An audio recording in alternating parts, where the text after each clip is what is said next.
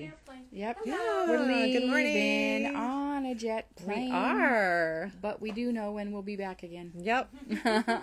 Yes, big day. Yeah, so today we are going to Chicago. Yeah. We're going to the H&H Americas, which we're pretty excited about. It is an industry market, and the cool thing about this market versus the market that we were going to before, which was just strictly a yarn market, this is a creative industry market. So there's going to be a lot of other there'll be fabric, there'll be, I think paper stuff, lots of different kinds of creative stuff. Yeah, so we are excited. We are excited. I know. We are It's excited. the first market since 2019.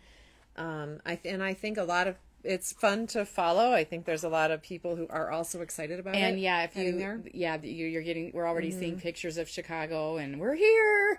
I know. So it is. Yeah, we'll do that. We were chatting with Anita, who's the Love of Fur, the pom-pom lady, and she's there already. She had a little bit of trouble, right? Flying from Austria. I don't know. Some of her flights got messed up or something. But she made it. Yep, she made it. She's excited, and we are too. And we are going to do some.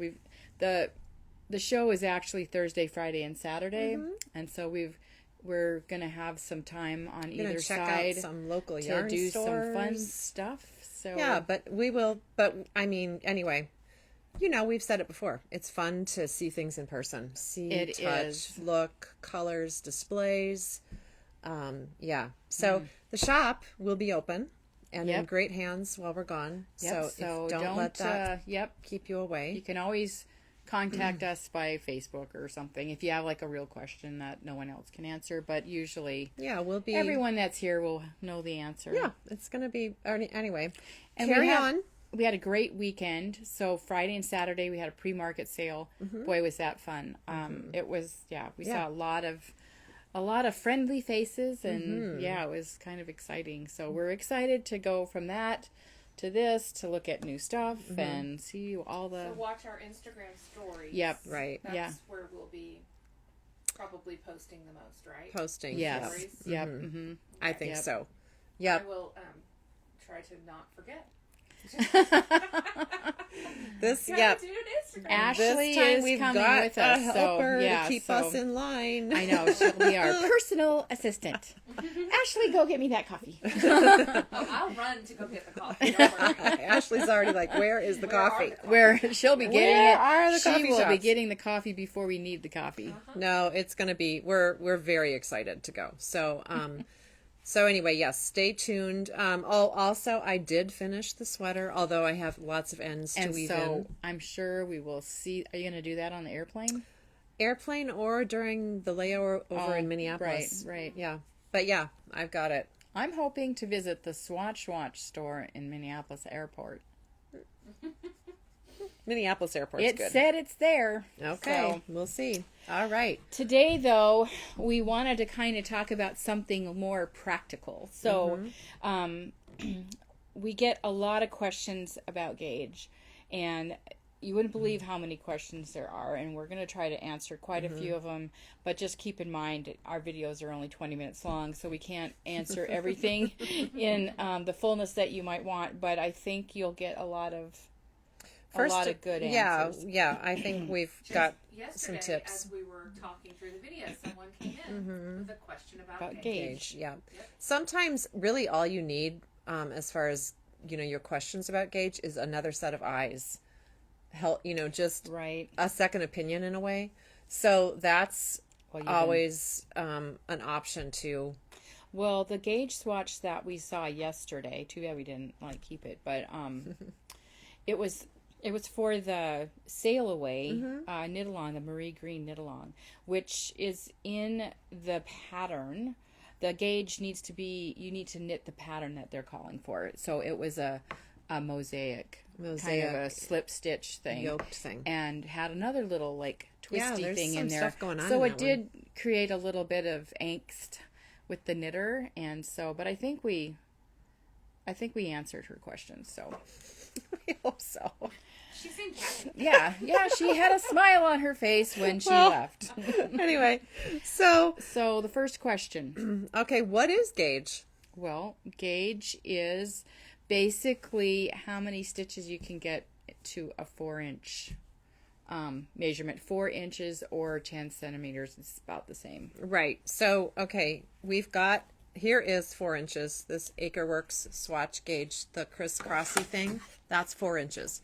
So gauge is the number of stitches over 4 inches. And a lot of people will use this type of a tool too.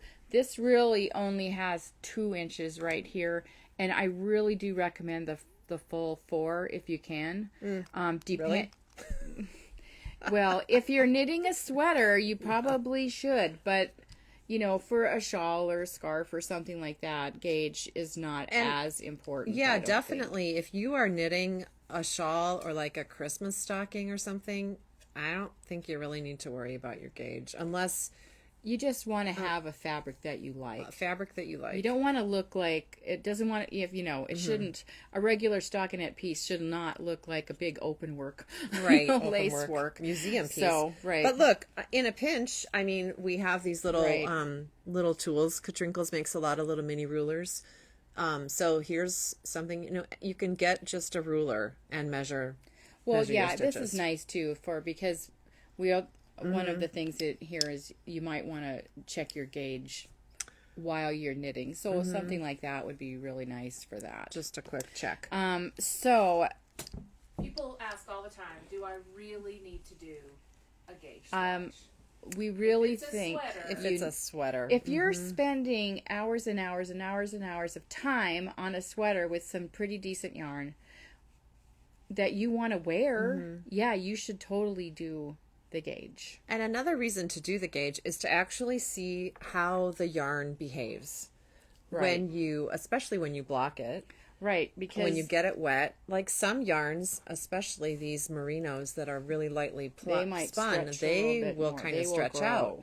So you kind of want to be aware of that. So the thing within that, if you be careful of the yarn that you choose for your project. I always try to look at the yarn that the pattern calls for because that's the gauge. They're basing their gauge off that yarn and that kind of fiber makeup.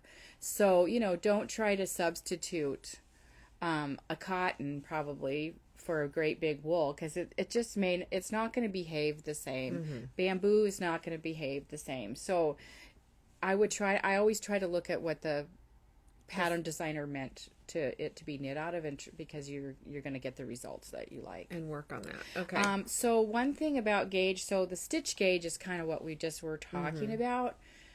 It is pretty important to get that stitch gauge, but there's also a row gauge, and a lot of patterns do list the row gauge, but it's not as important in Usually a not top important. like a top down sweater, or if you're just going to knit for inches, that's the most important thing.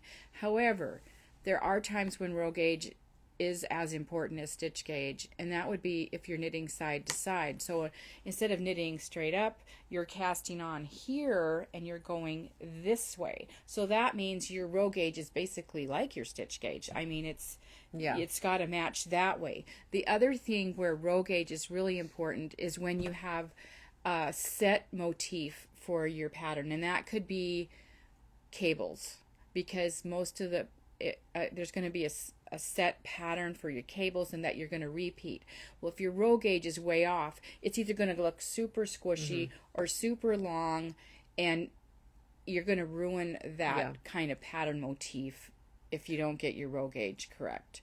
Intarsia and like something that you have like an image right here, because if your row gauge is off, Mickey Mouse head might look like a really long oval or So anyway, I think for new knitters, the most important thing to worry about is your stitch gauge. Don't even worry about row gauge. I mean, that complicates things quite a bit. Yeah, it just and you probably wouldn't be choosing a pattern with a lot of intricate cable motifs if you're a brand, if your first sweater. That's true.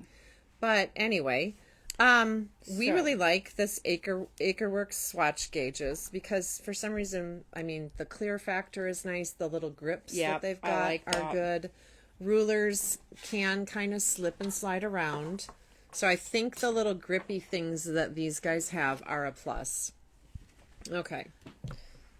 So sometimes people come in and just say, okay, I've never measured gauge before. Show me how to do it. So let's just measure like what you've got right there. Okay. So you lay your, we also, it is important to block your swatch ahead of time. Right. You want to block it the way that you're going to treat your garment. So you can say, I don't want to do that. Well, once you block your actual garment, it's going to change things. Okay. So this length from here to here, that's 4 inches. Okay. So here's your stitch, your 1 stitch, 2, 3, 4, 5, 6, 7, 8, 9. So here you have 9 stitches. For 4 inches. 4 inches, yep.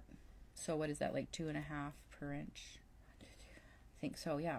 Nice. So, okay. So if the pattern called for 9 stitches for 4 inches, this is perfect. Charge ahead. What if it didn't, though?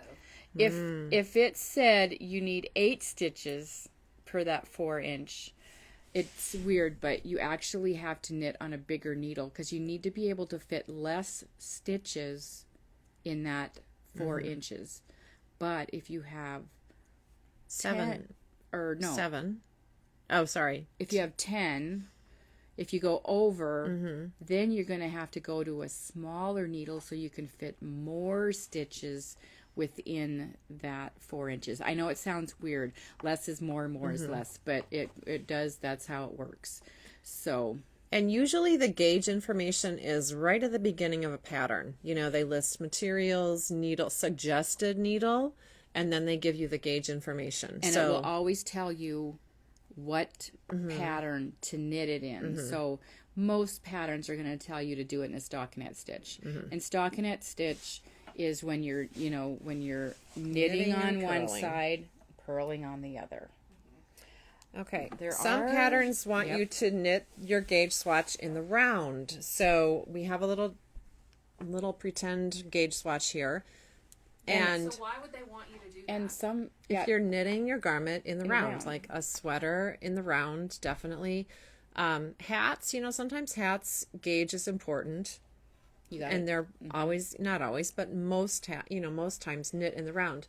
So do you need to cast on, 60 stitches in order to work in the round? No, you can cast on 30 and then it's like an I-cord almost. You knit across and then you just carry, you can see these little messy pieces of yarn across the back, but you just carry them across the back and start knitting again.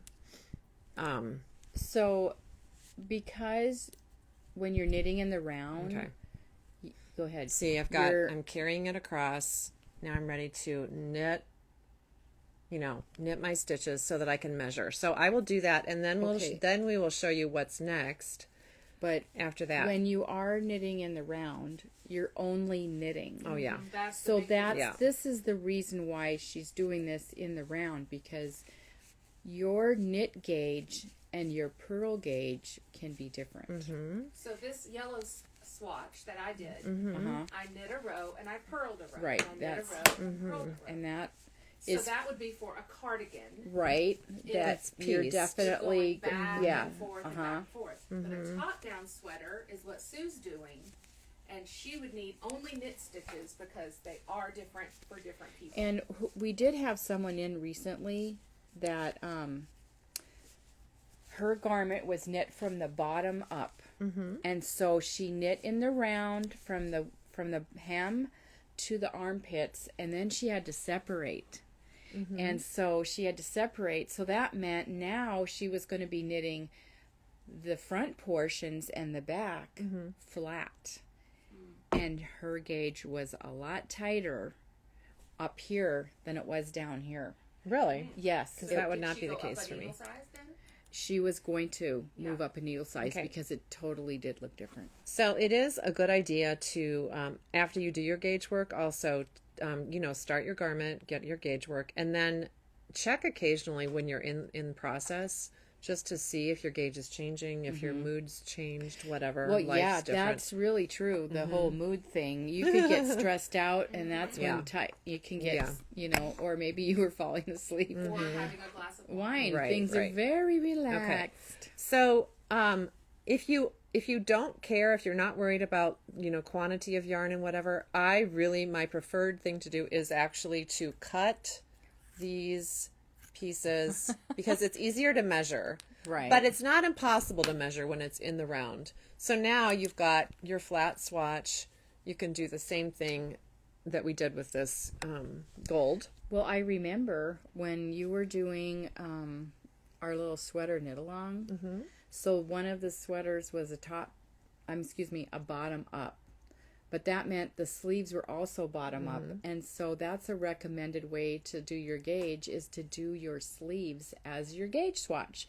That way you're not wasting any knitting time or any stitches or any yarn. So, and it's easy to change your gauge on a sleeve without altering how it's really going to fit. Yeah. So that's a nice way to do that little tip. Okay, well, so now we've got this fun thing, and you could soak this on the needle if you want to. Like, if we wanted to save this yarn, you can soak this, leave the needle on. Right. Or steam it. And then just unravel the yarn and use it again. Or some people have these great collections of their swatches that they save. Karina Spencer is somebody who's done that, and she, on her Instagram page, we noticed this a while ago, and then she has saved the whole thing on her story. It's called Swatches. But she had this great collection of swatches, and she picked and chose and sewed them into this cute hat. I absolutely love this. There's no pattern, but she basically sewed them and then picked up stitches and did the ribbing for the brim. And then she kind of folded up. She has a little demo in there. It's in her stories under swatches. It's, Karina Spencer. Karina Spencer. And she's a pretty well-known pattern designer. Another thing you could do with your swatch collection is sew them into a sweater if you have a bunch. Well, some people have said they've used their swatches as like a pocket on their sweater. Fun. Oh, cute. Yeah. Yeah. Okay, well, this is the first sweater I ever made. So I was knitting flat, and I did not know a bunch about gauge, but I don't know if you can see in here. So Get close so we can kind of see. It's not as obvious on the outside, on the stockinette side, but on the inside, I definitely have, at least at the time, a very big difference between my pearls and my knits. So you can see it's called rowing out. Is that right? Mm-hmm. Okay. And why do they use that? Like your rows pop out? It looks. I guess. Okay. So it's called, she rode out. I rode out. Oh, okay. Sue rode out. My pearls were bigger than my okay. knits. Mm-hmm. So and that's pretty common. If I had known about that, I would have used a size smaller on my pearl side than I did on my knit side. To fix that. To fix that rowing out. It's sort of evident, like probably not on the film, whatever it's called, on the camera, on the photo, on video? the photo. Okay. But you can kind of see, and part of it was, I set this aside for a while and then I picked it up again. And anyway, you can see some, but variation. It's hand knit, so that's also part of the charm. Oh my gosh! Have you blocked it? Did you block it back then? Yes. Oh, okay. Mm-hmm. I knew about that. I'm pretty sure there was some no blocking happening on a couple sweaters back in the day. Well, okay, honestly, there's been some no blocking on my most recent sweater. Even though we're here to tell you should always block. Oh, thought you were blocking it. No, on the sweater I just. You mean the phases? I thought you were blocking it. In the hotel. Oh no, it's been blocked. I didn't do gauge work. Oh, Living dangerously. Okay, I will admit there has been some no gauging, and I did it on the Descent sweater because I just jumped right in, right? Ruth Bader Ginsburg. Sorry, Yeah. put your name. I just jumped right into that sweater because, you know, my gauge is usually on, but oh my, Oh, really? it's so big. And Sue's like, just decrease some stitches in the middle, which I did. You're gonna steek it though. Yeah, I decided I'm gonna. I was gonna steek it anyway. So Yeah. but now there's a bigger steek. A pretty common recommendation for Colorwork is to go up a needle size for gauge, Because a lot of times some people are tighter, and their carries are tight, and Yeah. so it kind of ends up puckering. Okay, so that's done that on my last sweater. a way to But accommodate I for thought that. your last sweater looked very, very good. Are you bringing that? Okay. Oh, good. Yeah, that's beautiful. But I'll always think about that needle size that I should have gone up on the Colorwork. Well, only you will know that. I So, what if you cannot get the gauge and you're okay. Sometimes you can switch to a different material for a needle. Right. I do feel like That will a sometimes wood change your needle gauge. is generally little tighter tighter. than a metal needle. Or, if you're just off a skosh, switch to a metal needle if you're on a wood needle. Sometimes if your gauge is close but not quite, we have recommended to people to like move up or down in size on the pattern. So if it's a little too tight, just go up in size. And that's something you kind of learn with experience. Right. It's a little bit hard, and knowing your knitting too. right. If it's not working at all and you're in between these sizes and you can't do it and you want to like redo a bunch of math, that's basically like designing your own sweater. Right. And there's so many patterns out there that it seems like it might be not for everyone a great use of time, but some people love that challenge. Yeah, we know a few math types And that have done that. you can do that, but there's so many Yeah. other patterns. So if you did that, you could probably write your own pattern. Right. So anyway, You just designed a new one. Yeah. So that's kind of the lowdown on talk gauge. about needles, about if you get the wrong gauge on one needle that you bought from us, Oh yeah. and you need to go up or down. We do recommend that when you buy needles, we give you 3 days to get gauge. So if you might want to try to get your gauge swatch right away, and we're happy to exchange your needle for a new size. You just Even if you don't want to knit the sweater right away, do the gauge. right, because we can exchange later. Yeah. And that's the way the way of the world. So Yeah, the reason we don't have needles out there in perpetuity is because, if you are knitting and you have peanut butter on your hands or something, we can't pass those needles on to someone else. right, and we have no way of knowing that. That's not good. But we do know people that are allergic to peanut butter. So It's a peanut butter allergy. I didn't even think about that. you I didn't? was thinking sticky needles. Sticky's Oh. not good. Yeah.